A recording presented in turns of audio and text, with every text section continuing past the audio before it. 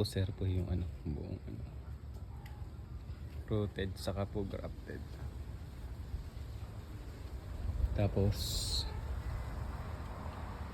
meron pa po dito mga giant.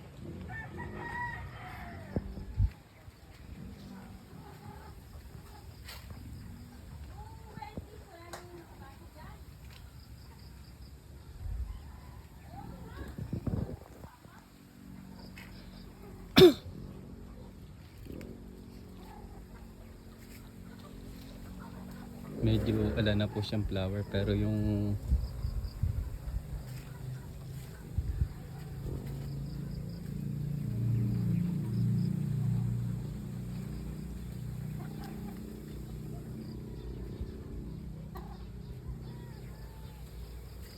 yan sa po ng likuran. Ito po.